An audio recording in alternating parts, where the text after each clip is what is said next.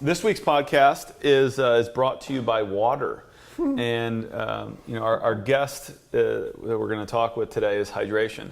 And part of the reason this has come up in the last week or so is it's getting warm out. So what are people complaining about? It's hot. It's hot. It's hot. It's uncomfortable. Yeah. Oh. I'm sweating so much more. Yeah. Which is which is kind of why we come to the gym. Exactly right. To sweat. Yeah, a little bit.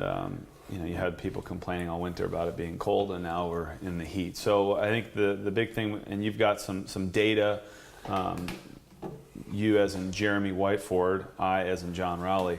I want you to kind of rip through some of your data points so we'll maybe talk about like why hydration is important, and then maybe we'll wrap up. So this will be a quick one today. Why hydration is important and how we can do it. Yeah. So start off with like some metrics, if you will, on why it matters to actually keep some fluid in your system. Yeah. Well, all right. So one big thing, even without this, the less hydrated you are, the less performance you can put out. Right. So yes, that's mental performance, not just physical performance. Not even mental, but like some of these stats in here that I got in my thing.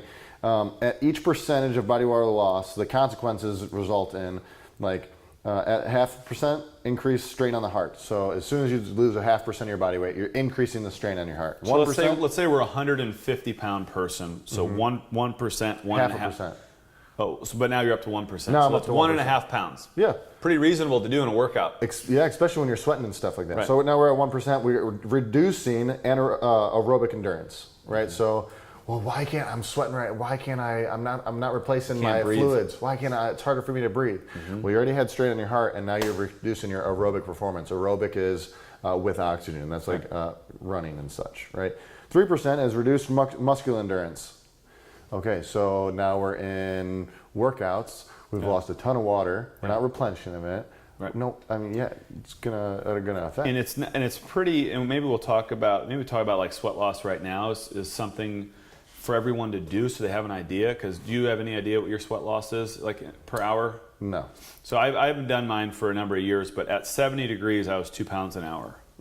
At 80 degrees I was 3 pounds an hour. Yeah. And then I was in Wisconsin, so it didn't get above 80 degrees.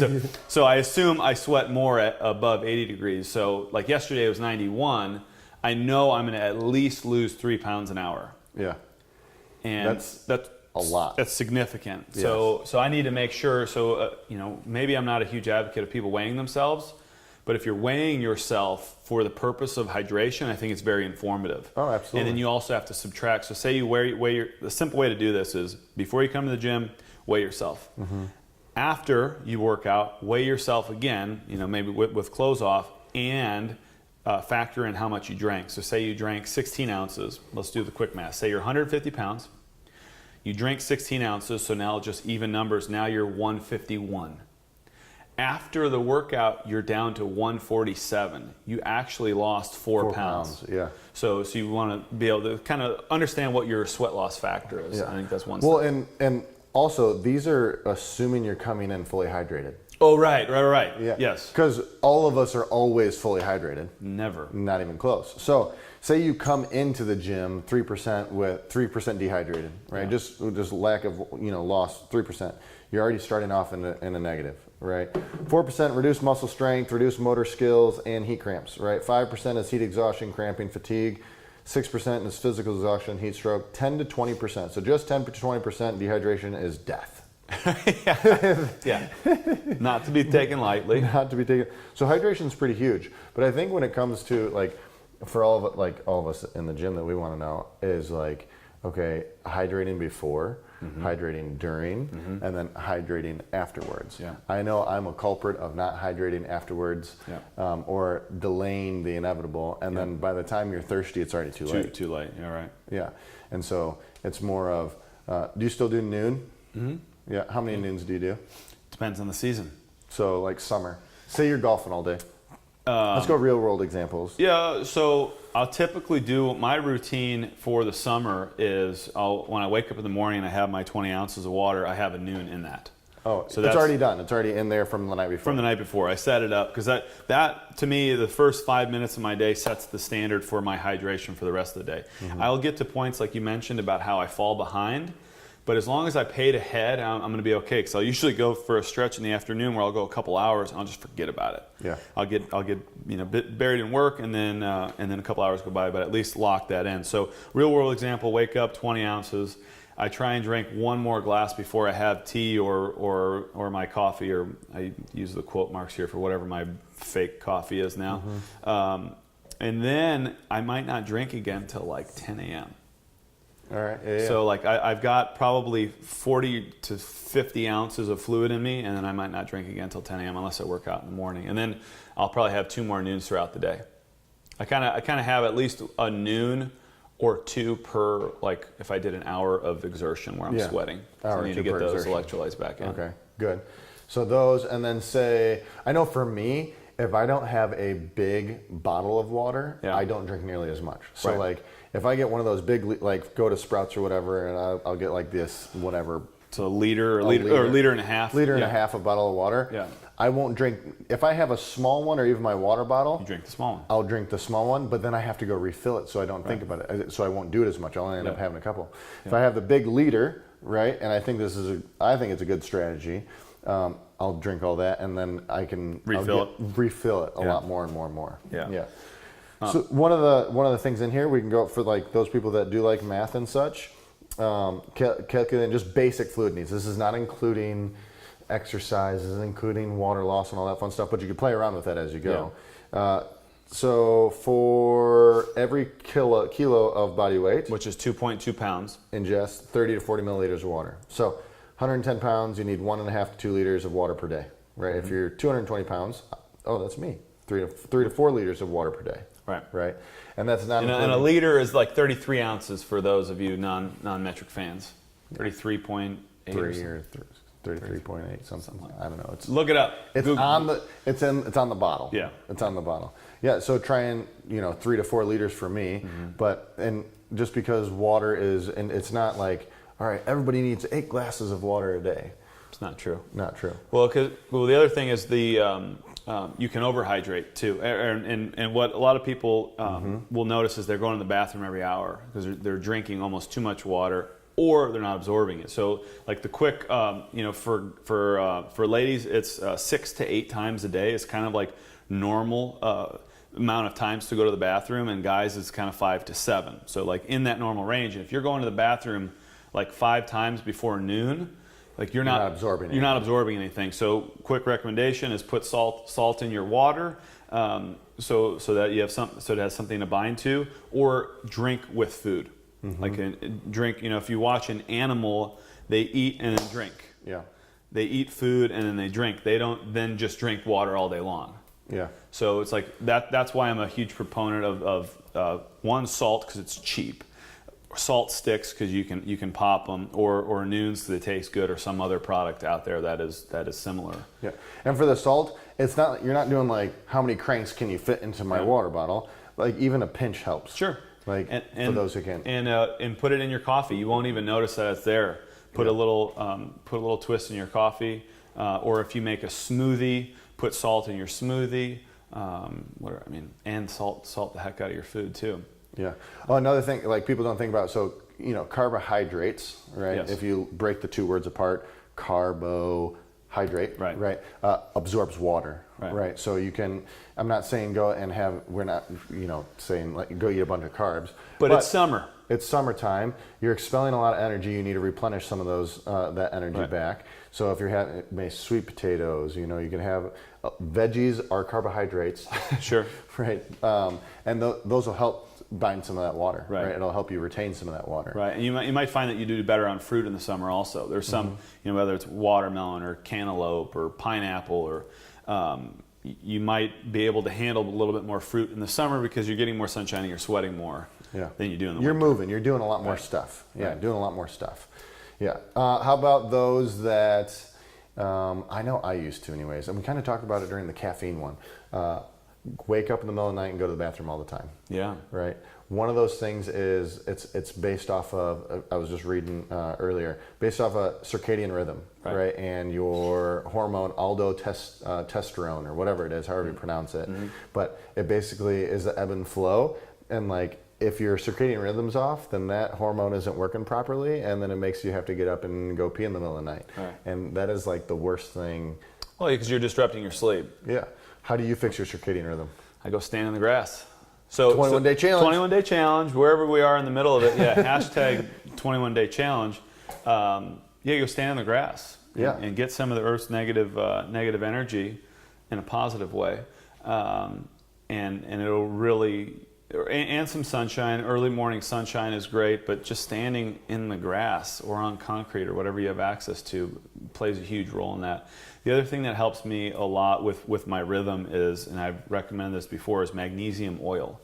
I just have a little bottle, and when I get out of the shower, I rub it on my legs, my chest, my back, my arms, wherever it is. And I've read, and because the first couple times I did it, I'd be itchy. Like it would like drive me insane. I'd be freaking out itchiness, and that's an indication that you're low in magnesium. So now to me it's a real quick sign. I got one other sign, and I know you can relate to it also. But one is like I rub the magnesium oil on my body. That's now my body. So I eat plenty of sodium. I've got magnesium, so now I can actually hold on to water. And we're you might say, well, 8 glasses a day is not enough for me. Well, it's probably because you're not holding on to it. Yeah.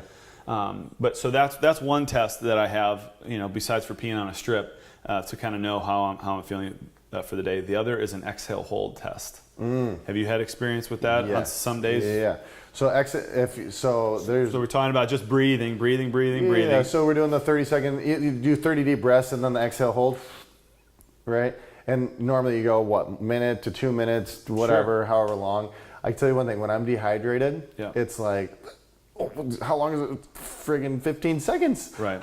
20 seconds, and that's usually a clear indicator for me. Like, hey, I am definitely dehydrated, right? And that relates right into what we talked about earlier. Like, 1%, your aerobic capacity, your aerobic endurance is going down the drain, right? So your body's ability to tolerate even the CO2 is not going to be handled as well. 0.5%, you're putting more strain on your heart, right? And so that's just a clear test. Keep your strain down. Yeah, and that's a quick test that you can do. Right. Yeah. But that's in order to have that test, you have to have a baseline. So to me, it's 10 breaths. I need to know what my baseline is. With 10 breaths, I'm a little over a minute. So that way I can take 10 breaths real quick, do my exhale hold, and then if I start struggling at 30 seconds, I know, okay, maybe I didn't sleep well last night, and maybe something's a little bit off. I've got to pay special attention to it.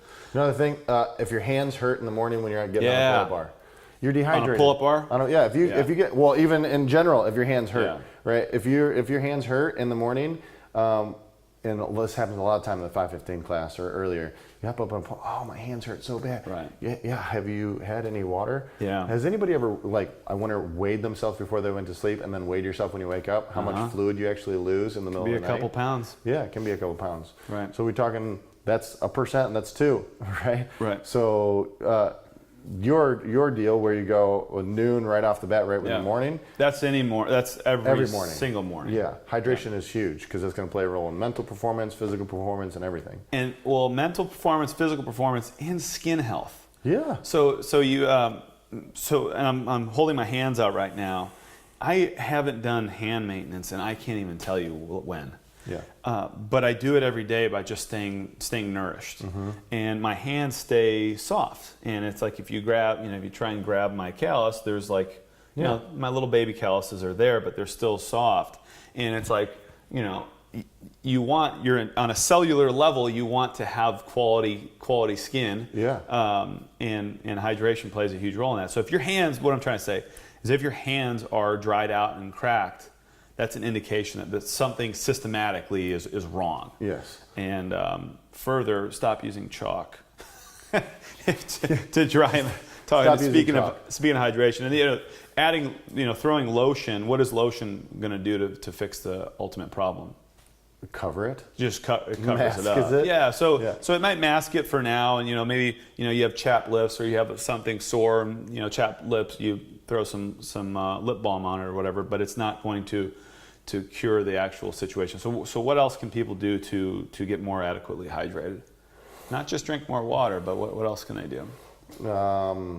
I mean, all kinds of stuff. Give me something. What give you something. I would say get your drinking in an hour before bed.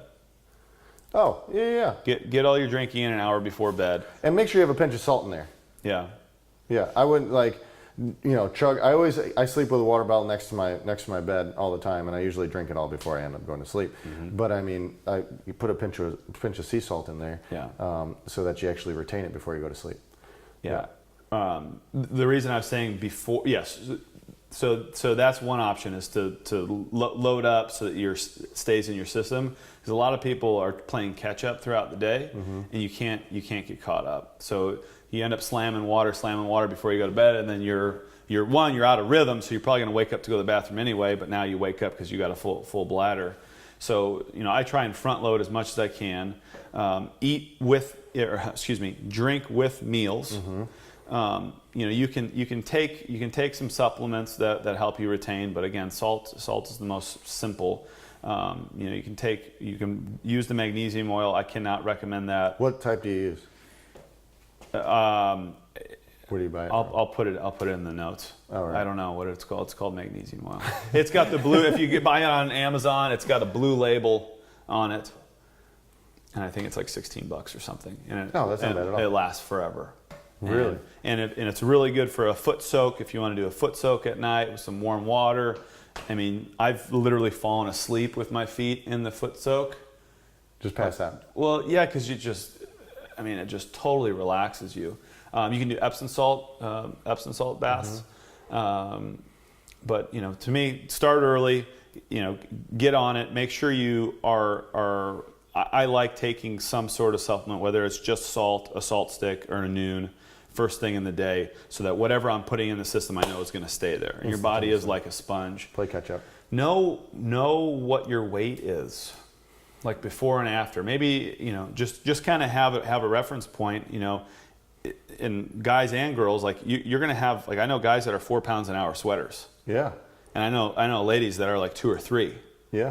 And that's pretty darn significant if you then, if you do that workout, you come in dehydrated, you do that workout, and then you just drink coffee and go about your day, and now you could be down 4 or 5 pounds. Well, I think water. That even plays an even deeper role in people thinking, I gained 4 pounds today.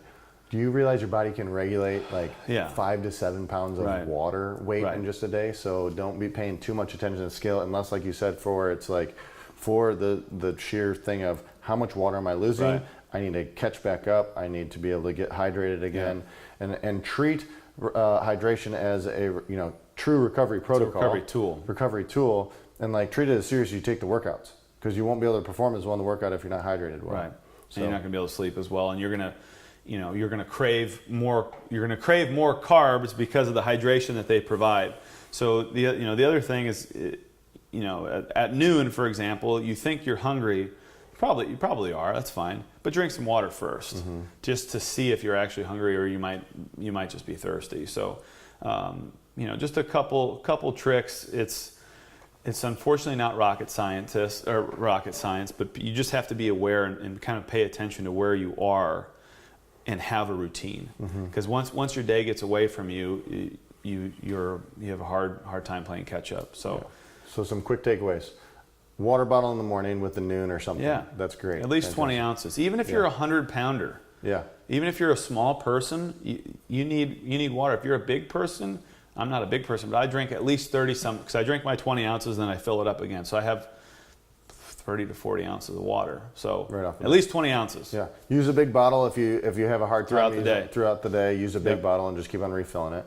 Count your bathrooms. Count your bathrooms. If you're taking too many, then you need some more something.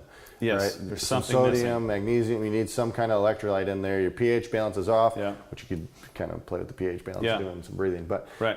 Test it with your breathing. If you're highly active or you're doing some activity, go out and make sure you're staying hydrated with it. Right? Golf is a long sport. Sure. And so you are sweating more than you think, even just Or if breathing. you're watching a kid's soccer game or baseball game or whatever, you're gonna still losing water. Right. Yeah.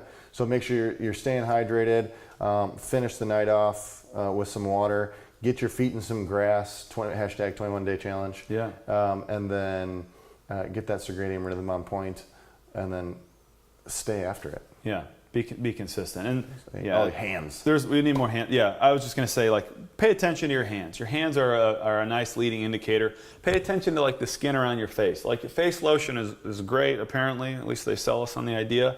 But the best way to get quality skin is to eat really good food and stay hydrated. And get good sleep. And it's like that's the simple stuff. So if your only motivation is to have clear skin and to look younger, great, stay hydrated. If your motivation is like performance and to be able to improve your cardio, stay hydrated. And if you have any other motivation in life, the answer probably lines up with staying hydrated. Just stay hydrated. So anyway, just want to have that conversation with you guys today, and hopefully encourage you to enjoy the heat, embrace it a little bit more, and I think if you are hydrated, it won't be as bad. Your tolerance will go up. At least I know that. Yeah. So improve your tolerance, make your skin better, and improve your performance this week with getting hydrated. Thank you guys, and we'll talk to you next week.